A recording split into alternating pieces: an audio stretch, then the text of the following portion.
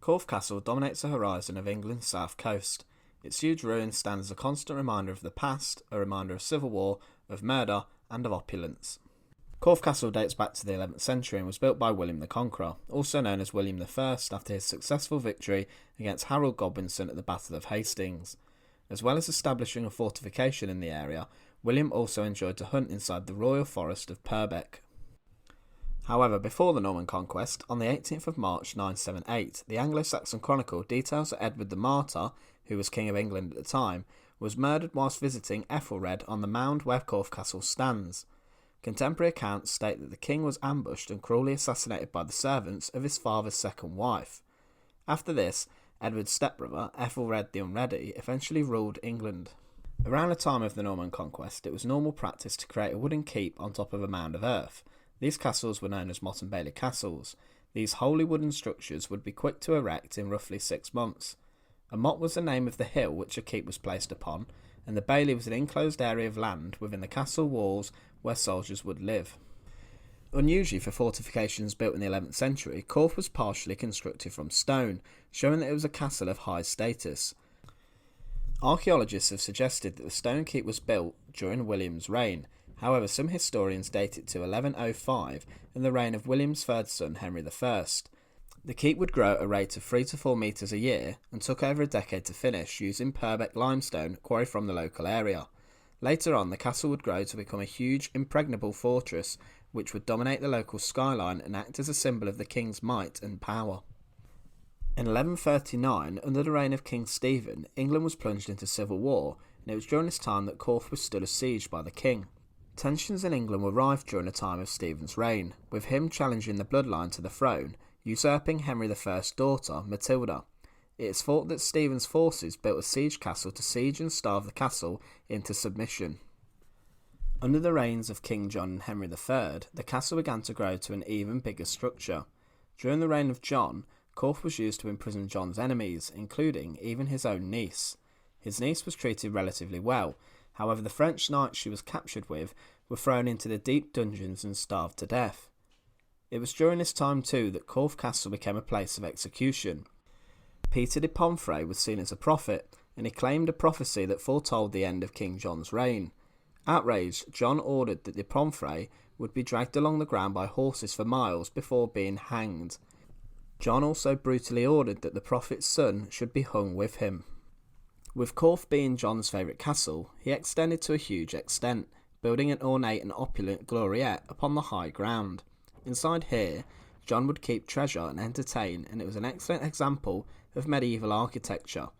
John's reign ended with him losing a large portion of his power with the formation of the Magna Carta. However, the impression he left upon Corfe Castle still remains today. Henry III, John's son, carried on John's work. He replaced the last remaining wooden palisades or fencing with stone fortifications and carried out repairs to the keep.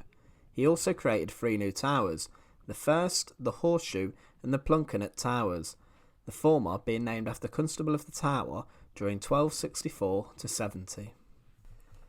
Corfe Castle remained a royal fortress until it was sold by Elizabeth I in 1572 to her Lord Chancellor and possible suitor, Sir Christopher Hatton. It was during this time that Hatton produced the earliest surviving survey of the castle. Corfe was transitioning into a castle of great importance and a sign of riches and links to royalty. In 1635, the castle was bought by Sir John Banks, and it was the Banks family that would usher in the most savage and destructive periods in Corfe's history.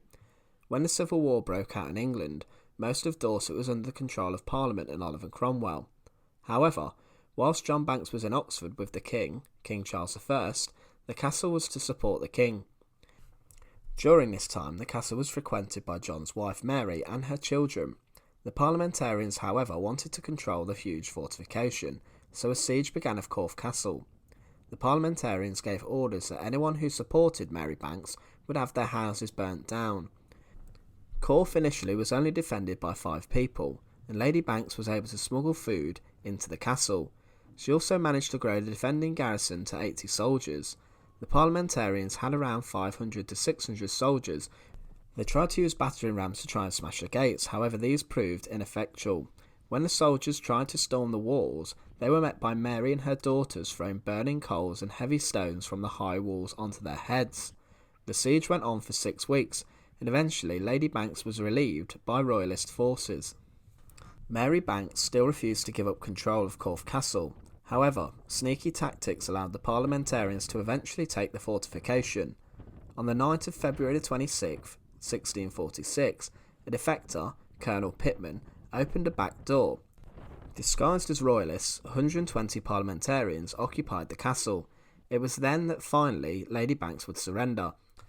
However, the parliamentarian commander, Colonel Bingham, formally handed her the castle keys and seals as a mark of respect for her resilience, courage and bravery.